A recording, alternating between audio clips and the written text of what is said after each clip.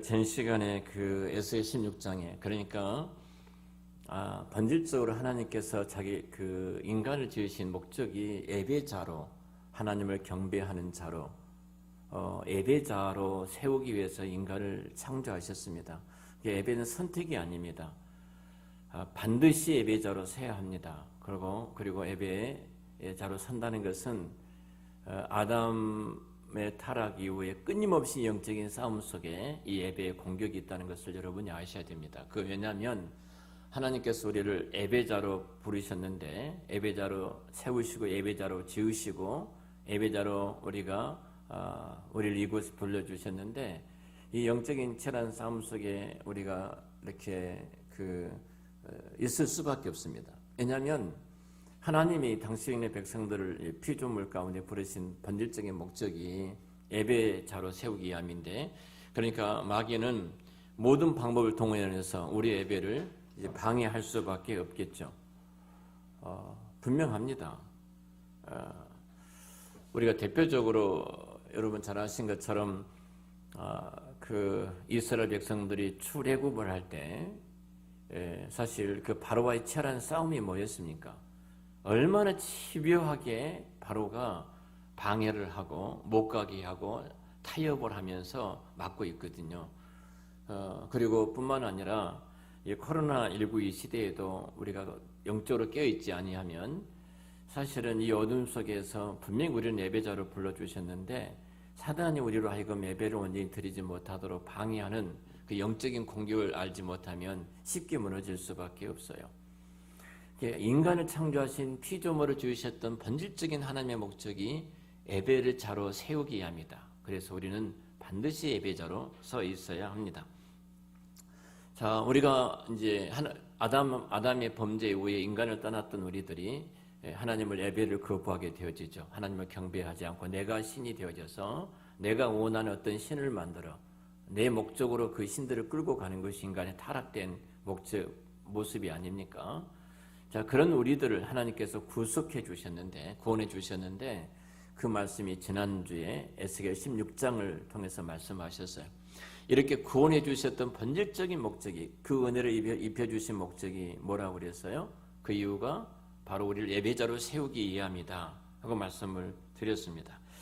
자, 하나님의 그 은혜스러운 그 개입이 8절부터 13절까지 에스겔서에 등장을 하는데요. 한번 같이 다시 한번 읽겠습니다. 8절부터 13절 말씀까지 읽죠. 내가 내 곁으로 지나며 보니 내 때가 사랑할 만할 때라. 내 옷으로 너를 덮어 벌거벗은 것을 가리고 내게 맹세하고 언약하여 너를 내게 속하게 하였느니라. 나 주 여호와의 말이니라.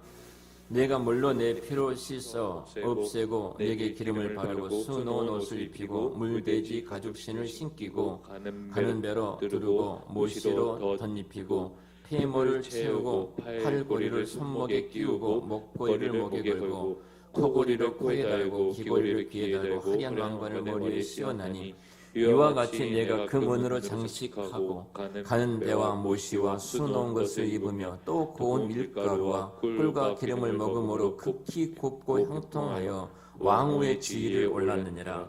자, 왕후의 지위를 올린 것은 뭐예요? 왕과 왕후의 관계, 다시 말해 하나님과 우리의 관계를 지금 말씀하고 있거든요. 이 왕의 지위에 올랐던 이 사람이 누구냐는 거예요. 이들의 부모는 어떻다고 그랬어요? 우상을 숭배하는 자들이죠. 아이를 낳았습니다. 근데 그 냉한 그 추위가 낮에는 뜨거운 태양빛이 장렬하고 그 밤에는 냉기가 서늘하게 도는 그 맨 땅에 탯줄도 자르지 않고 버려진 아이예요. 그 뜨거운 열기에 죽을 수밖에 없고 밤이 지나면 죽을 수밖에 없고 그 피 비린 냄새를 맡고 짐승들이 쫓아와서 먹잇감이 될 수밖에 없는 이 버려진 아이예요. 누구 한 사람 불쌍하다고 돌아보지 않았던 이 불행한 아이, 이것이 우리 그리스도를 떠난 모든 인류의 모습입니다. 예수 밖에 있었던 저와 여러분들의 모습이에요. 소망이 없습니다. 우리가 이제 고난주간이 다가오고 이제 부활절로 이어져 갑니다만 그런 우리들에게 베풀어 주신 은혜가 뭐냐는 거예요. 친히 찾아오셔서 우리 은혜를 베풀어 주셨는데, 자, 우리 피투성이가 된 우리들에게 은혜를 베풀어 주신 것이 8절부터 13절 쭉 말씀을 하고 계시죠. 자, 먼저 제가 영어로 그것을 그 5C라고 그랬어요. 다 공부하고 오셨죠? 지난주에 최준사님 공부하셨죠? 뭐 그거 다 올리기까지 했으니까. 자, 첫 번째가 뭐예요? 케임입니다. 케임. 그러죠? 자, 이거 6절 전반절인데요. 자, 내가 내 곁으로 지나갈 때 내가 핏도성에 대해 발짓하는 거고 내게 이르기를 핏도성이라도 살아 있으리라. 자, 친히 하나님이 어떻게 하신 거예요? 내가 내 곁으로 지나갔다. 이렇게 이 아이가 하나님께로 오는 것이 아니라 하나님이 어땠다는 거예요? 하나님이 찾아가셨습니다. 하나님이 찾아가셨어요. 하나님께서 이 아이에게 다가가셨어요. 요한복음 15장 16절과 요한일서 4장 19절에도 우리가 먼저 하나님을 찾은 것이 아닙니다. 우리는 찾을 수도 없는 거예요. 이미 영적으로 죽은 존재들이기 때문에 하나님을 찾을 수가 없어요. 그냥 하나님 우리를 먼저 찾아오셨습니다. 그리고 우리 비참함과 곤비함을 알게 하셨다고 말을 하죠. 두 번째로 하나님께서 이 아이에게 살라고 명령하십니다. 커맨디드를 말씀하고 있는데요. 자, 명령을 하세요. 살아라. 그렇죠. 살아라. 자, 전능하신 하나님의 명령이 살아라 이렇게 말씀하셔요. 이렇게 명령이 떨어지니까 이 죽었던 이 피투성이가 살아납니다. 죽어서 나흘이 됐던 나사로가 살아났던 것처럼 이 아이가 살아나거든요. 나사로야 나오라 이렇게 명령하시니까 그 나사로가 죽었던 나흘이 되었던 냄새가 나는 그가 살아서 마치 살아있는 자가 말씀을 듣고 나온 것처럼 나오지 않습니까? 그러니까 하나님의 명령은 여러분 그 말씀 한마디로 온 우주와 만물을 창조하셨던 것처럼 동일하게 그 말씀으로 살아라 이렇게 명령을 하시. 이게 은혜예요. 내게 어떤 조건이 있어서 그런 것이 아니라 너 살아라. 이 말씀으로 그 명령으로 우리가 이 자리에 있게 된 줄로 믿습니다. 이렇게 하나님의 명령은 전능하신 명령이에요. 이 아이가 살아난 것은 우연히 일어난 일이 아니고요. 또 아기의 어떤 의지와 결심으로 일어난 것도 결코 아닙니다. 이것은 다가오신 하나님의 바로 의도적이고 적극적이고 사랑이 섞인 명령이에요. 아이야 살아나라. 너가 살 것이다. 아무리 세상에 소망이 없어도요. 너 살아나 하면 됩니다. 우리 사업장도 마찬가지, 우리 가정도 마찬가지예요. 이 땅에서 희망이 안 보입니다. 근데 주님이 찾아오셔서 살아나라 하는 순간 살아나게 될 줄로 믿습니다. 그 하나님의 명령이 떨어지면 되어져요. 그 말씀이 임하면 되어집니다. 오늘도 그 명령으로 그 말씀을 하고 계시거든요. 그 다음에 하나님께서 이제 세 번째입니다. 클린시드인데요. 여기 9절 말씀입니다. 9절 말씀 같이 읽죠. 내가 물로 내 피를 씻어 없애고 내게 기름을 바르고 그랬어요. 이 아기를 씻겨주셨습니다. 씻어서 깨끗하게 하시고 기름까지 발라주셨어요. 결국은 우리가 그 아기가 핏두성이로 정말로 죽을 수밖에 없는 탯줄도 따르지 않고 버려진 이 아이인데 깨끗하게 핏줄 닦아주시고 물로 씻어주시고 기름까지 발라주셨어요. 이 말씀이 무슨 말이에요? 결국 우리는 희망이 없는 우리들인데 동일하게 주님께서 우리를 살려주셨을 뿐만 아니라 성령이 내주하시는 성도로 하나님께서 우리를 만들어주시는 가장 복 있는 자리에 우리가 이 자리에 있게 됐다는 사실입니다. 그 다음 이 아기가 10절입니다. 자, 수놓은 옷이 등장해요. 이제 네 번째로 우리 영어로 옷이죠. 자, 수놓은 옷을 입히고 물돼지 가죽신을 신기고 가는 배로 두르고 못시로 덧입히고 폐물을 채우고 팔걸이를 손목에 끼우고 목걸이를 목에 걸었다라고 말씀하죠. 자, 이 아기가 성장하자 최상의 옷을 지어 입혀줬습니다. 그 옷이 어떤 옷이에요? 왕후의 옷을 입혀주셨다는 겁니다. 왕후의 옷을. 자, 수놓은 옷을 입히고 물돼지 가죽신을 신기고 가는 배로 띄우고 명주로 덧입히고 폐물을 채우고 팔걸이를 손목에 끼우고 사슬을 목에 들이우고 코고리를 코에 달고 귀고리를 귀에 달고 화려한 면류관을 머리에 씌웠다. 이와 같이 13절에 네가 금 은으로 장식하고자 하는 배와 모시와 수놓은 것을 입으며 또 고운 밀가루와 꿀과 기름을 먹음으로 극히 곱고 형통하여 왕후의 지위를 올랐다. 여러분 생각을 해보십시오. 형통하여 왕후의 지위를 올랐다. 이게 누구예요? 나예요, 나. 왕후의 지위를 오른 사람 누구예요? 옆에 분에게 좀 말씀해 주십시오. 옆에 분에게 왕후의 지위에 오른 누구라고요? 당신입니다. 김용건 사님이 안 하셔요? 했어요? 예? 했어요?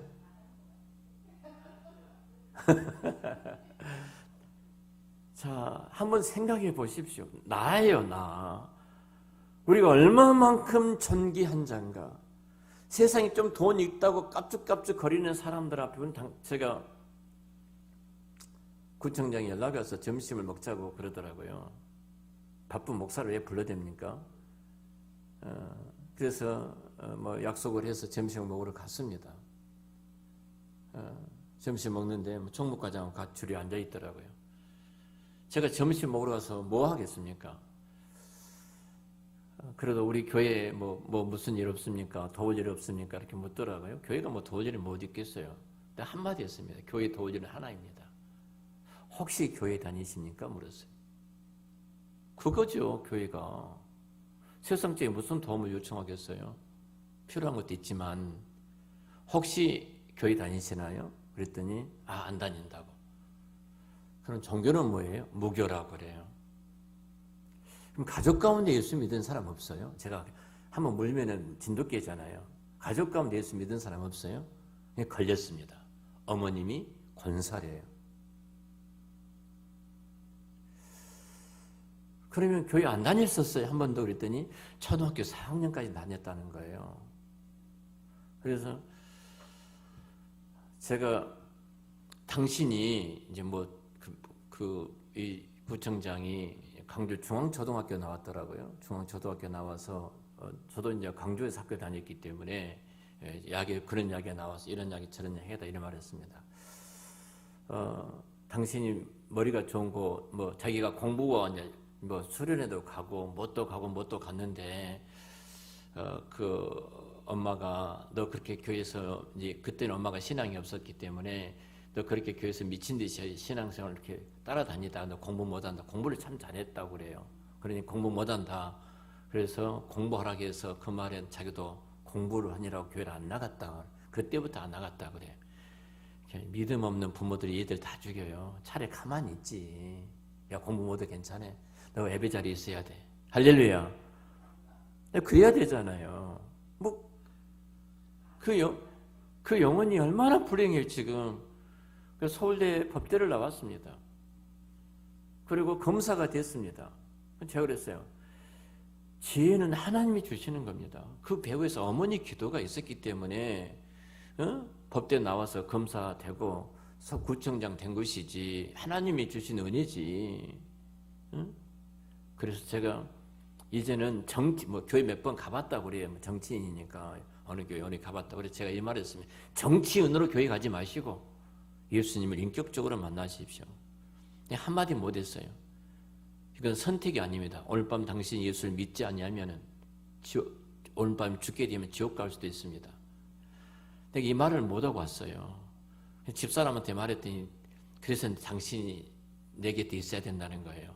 빼뜨린 말은 해줘야 되는데 다른 목사님 옆에 앉아 계셨어요. 석천동에 계시면 군목으로 계셨던 공수부대 소령으로 옆에 하셨더라고요. 이 목사님 옆에 앉아 계셨어요. 이분은 맨 정치적인 이야기만 하시는 합동체 목사님인데 난 일절 말 않고 그냥 예수 복음 말하고 예수의 말하고 교회가 얼마나 영광스러운가. 교회가 당신은 아지 세상은 죽었다 깨나도 공유하지 못합니다. 교회만이 하나님 은혜로 공유하는 마음을 갖고 있습니다. 가족입니다. 그래서 이 어려운 때도 우리가 어떻게 어려운 이웃들과 함께 더불어 살아갈 것인가 끊임없이 기도한 것이 이 공유 사상, 공유 정신은 교회밖에 없습니다. 세상에 죽어도 깨나도 못합니다. 세상에서 공유하려면 공산당이라고 합니다. 당신이 그런 생각이 있다면 교회로 가야지 뭐 헬로우시티 뭐 임대 아파트하고 일반 아파트하고 싸웠대요. 그래서 임대 아파트들이 그 한 사람들이 그 문화 혜택 있잖아요. 그걸 쓰지 못하도록 그래서 문제가 있는데 그걸 해결했습니다. 다 그러더라고요. 같이 쓸 수 있도록. 세상을 죽어도 깨놔도 이걸 하지 못합니다. 내 것 안 내놓습니다. 가난한 사람 더 무시하는 세상입니다. 정말로 당신이 올바른 정치인이 되려면 예수를 믿어야 합니다. 제가 이 말을 했어요. 잘했죠? 그리고 또 더 붙여야 돼요. 우리 재개발 야기도 해야죠. 뭐 5구역이 좀 더디 가니까 뭐 1구역 등등 야기하고 그러더라고요. 1구역하고 지금 총무과장이 1구역이 좀 빨리 가니까 1구역과 같이 뭐 따라서 하면 되지 않느냐고 다 정보를 알고 있더라고요. 제가 딱 한마디 했어요. 빨리 가는 것이 먼저 가고 뒤따라오면 되지. 왜 꼭 그 교회가 있는 곳을 붙이려고 하냐고 1구역에다가. 그래서 목사님 말씀도 맞습니다 그러더라고요. 하여튼 그만하고 같이 왔습니다. 여러분 중요한 것이 뭐예요? 우리가 얼마나 존귀한 장을 알아야 돼. 당당해야 돼. 예수 믿는 우리들이. 사람들이 세상에 목사를 요구를 해도 기독교를 기독교라고 말을 해도 영적인 세계는 그럴 수밖에 없는 거예요. 정말로 예수 믿는 우리들은 당당함을 가져야 돼요. 우리가 얼마나 존귀하게 왕후의 옷을 입혀주시고 왕후의 자리에 있는데 우리가 어떤 분의 왕후예요? 온 우주와 만물을 창조하신 전능하신 하나님 그분의 왕후예요. 이런 자리에 하나님 우리를 부르신 거예요. 근데 왜 우리가 기가 죽습니까? 당당해야 되지 않겠습니까? 마지막으로 5번째입니다. 하나님 이 아기와 언약을 커버넌트 있는데요. 언약을 맺었습니다. 제가 5가지 시를 말했잖아요. 자, 8절에 보면은 이렇게 말씀을 해요. 내가 내 곁으로 지나며 보니 내 때가 사랑할 만한 때라. 내 옷으로 너를 덮어 벌거벗은 것을 가리고 내게 맹세하고 언약하여 너를 내게 속하게 하였느니라. 나 주 여호와의 말이니라. 응? 내 손에서 누구도 빼앗을 가짜가 없다는 겁니다. 내가 너를 호적에 집어넣은 거예요. 누구도 이 호적에서 판낼 자가 없는 거예요. 내가 너를 내 손바닥에 새겨버린 거예요. 지워지지 않다는 겁니다. 여러분 이것처럼 확실한 보증과 은혜가 어디가 있습니까? 제 손바닥에 이렇게 표가 나 있거든요. 흔적이 있어요. 우리 교회 어떤 분하고 같이 남한산성 철없이 올라가다 그분이 오토바이 타고 올라가시더라고요. 올라가다 오토바이가 갑자기 시동까지 뒤로 물르니까 제가 목사인데 살신 성인이잖아요. 저 이게 뒤로 물러다가 넘어지면 큰 사고 나가고 다칠 것 같아서 그 오토바이를 버틴 거예요. 쫙 내려온 것을. 버텼는데 오토바이가 얼마나 뒤로 물든지 세게 물려왔는데 버텼는데 그냥 그만 내 손을 놓고 나무에다 놓고 때려버린 거예요. 오토바이가 이렇게요. 뼈가 다 보였어요. 여기요. 네. 안 지워져요. 이게요. 그 사람이 안 지워져요. 그 사람이 안 지워져. 이 사람이. 여기 기록이 됐어요. 이것은 내가 죽을 때까지 손을 볼 때마다 손바닥을 씻을 때마다 이건 항상 보일 수밖에 없잖아요. 우리를 하나님께 손바닥에 새겨 놓으셨어요. 지울 수가 없다 이 말입니다. 사실은 누구도 빼앗아 갈 수가 없어요.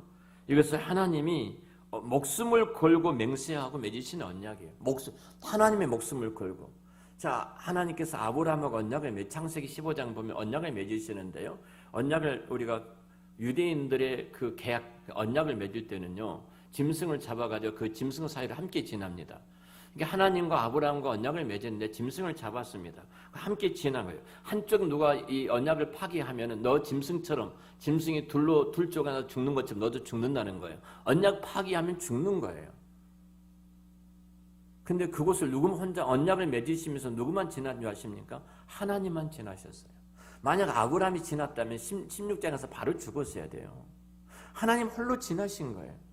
하나님이 당신의 목숨을 담보로 하시고 우리는 언약을 지키지 못할 자인 줄 아시고 언약을 맺으시고 당신이 죽으신 거예요. 대신 죽어주신 거예요. 목숨을 내건 언약입니다. 그러니까 사실 어떤 면에서 보면 요한복음 17장 12절 말씀처럼 내가 저희와 함께 있을 때 내게 주신 아버지의 이름으로 저희를 보존하사 지켰나니 그 중에 하나도 멸망치 않고 오직 멸망의 자식뿐이니 이는 성경을 응하게 하려 합니다. 멸망의 자식은 가룟 유다입니다. 가룟 유다예요. 돈을 훔쳐 자신의 주머니에 착복했던 자 아닙니까? 예수님이 이것을 모를 리 없습니다. 예수님은 마귀 자식인 가룟 유다를 제외하고 당신의 백성은 모두 보존하셨다고 말씀하신 거예요. 자, 결론적으로 말씀을 드립니다. 우리는 들에 버려진 피투성이에 갔습니다. 근데 하나님 먼저 우리를 찾아오셨습니다. 우리 먼저 찾아오셨어요. 그리고 한마디 딱 던지십니다. 살라고 명령하셨습니다. 살라고 이렇게 살려주고 끝내버리신 것이 아니에요. 그리고 우리를 씻기시고 기름을 바르셨습니다. 최상의 의옷을 입히셨습니다. 그리고 우리를 왕후의 자리에 우리를 두셨습니다. 그리고 언약을 맺어주셨어요. 이건 뗄래야 뗄 수 없는 하나님과 우리와의 관계입니다. 결론적으로 말씀을 드립니다. 우리 5가지 하나님의 은혜의 개입에 대해서 우리 에스겔서를 통해서 지난 시간과 우리가 어떤 자리에 부를 받고 예배자로 왕후와 예배자리로 하나님 앞에 서 있는가 하는 분 말씀을 드렸었는데요. 자, 만약에 우리의 자녀가 이렇게 지금 16장에서 나오는 수치스러운 상태로 있다면 여러분 어떻게 하겠습니까? 내 아들이 내 딸이 이런 수치스러운 상태에 있다면 부모된 여러분들은 어떤 모습으로 그 여러분 자녀들을 대하시겠습니까? 오늘 16장 8절에 그러잖아요. 내가 내 곁으로 지나며 보니 내 때가 사랑스러운 때라. 내 옷으로 너를 덮어. 옷을 벗었습니다. 그리고 그 옷을 벗어서 더욱 벌거벗은 것을 가리워 주었습니다. 그리고 내게 맹세하고 언약하여 너로 내게 속하게 하였다. 속하게 하겠다. 누구도 손을 대지 못하도록 만들어 주셨다는 사실입니다.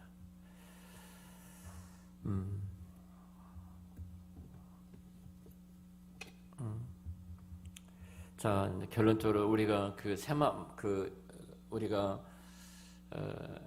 아담의 하나님께 짐승을 잡아서 옷을 가리워 준 하나님을 떠났던 아람을 찾아오셔서 하나님 다시 예배자로 세우기 위해서 그 말씀을 우리가 쭉 나누다가 결국 우리 신분이 어떤 자리에 있었는가, 아담은 누구였고 오늘 우리들은 누군가를 에스겔서 16장을 통해 쭉 말씀을 함께 나누었는데요.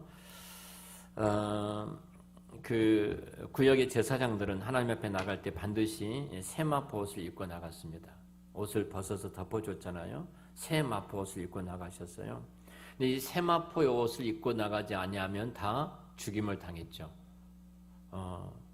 그러니까 하나님의 앞에 나갈 때는 반드시 우리는 피를 가지고 나가야 돼요. 피를 가지고. 피가 없이는 하나님 앞에 나갈 수가 없는 거예요. 그래서 구약에서는 이 세마포의 옷을 지어서 입었습니다. 그래서 다음 주에도 계속해서 말씀을 나누겠습니다만 이제 신약으로 와서는 우리가 잘 아는 것처럼 그리스도의 옷을 입고 하나님 앞에 나아갑니다. 예수님이 우리가 고난 주간이 다음 주간인데요. 예수님이 죽으셨다가 부활하심으로 우리 거듭난 성도들은 이제 새 옷을 저와 여러분 다 입고 있습니다. 주님이 십자가에 죽으실 때 주님과 함께 옛사람, 그러니까 무화과 나무 옷이에요. 옛사람 아담이 입었던 그것이 죽고 벗겼잖아요. 그게 죽고 주님이 부활하실 때 주님과 함께 예수님처럼 거룩하고 영광스러운 영화로운 모습으로 부활해서 부활하신 예수님처럼 우리도 거룩한 그리스도의 옷을 입게 되었습니다. 갈라디아서 3장 27절 말씀만 보고 마치도록 하겠습니다. 갈라디아 3장 27절 한 절 좀 띄워주실래요? 네, 같이 읽겠습니다. 누구든지 그리스도와 합하기 위하여 세를 받은 자는 그리스도로 옷 입었느니라. 자, 여러분 어땠어요? 그리스도와 합하여 세례를 받은 자이기 때문에 그리스도의 옷을 입었습니다. 그리스도 옷을 입고 있는 우리들이에요.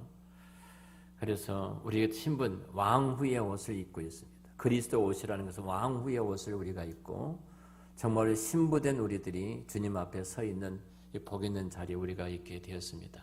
그 모습으로 예배자로 나가게 된 거예요. 그러니까 우리가 결국은 얼마나 존귀한 자로 지금 예배 자리에 있는가. 하나님은 그런 우리들의 모습을 보는 거예요. 세상에서는 우리가 별별별 어떤 수많은 일이 있다 할지라도 예수 그리스도의 그 이름으로 주 앞에 나와 예배자로 앉은 순간 우리는 이와 항무의 모습으로 신랑 되신 그분 앞에 서 있고 하나님의 그 영광 우리 가운데 드러내 주실 줄로 믿습니다. 기도하겠습니다.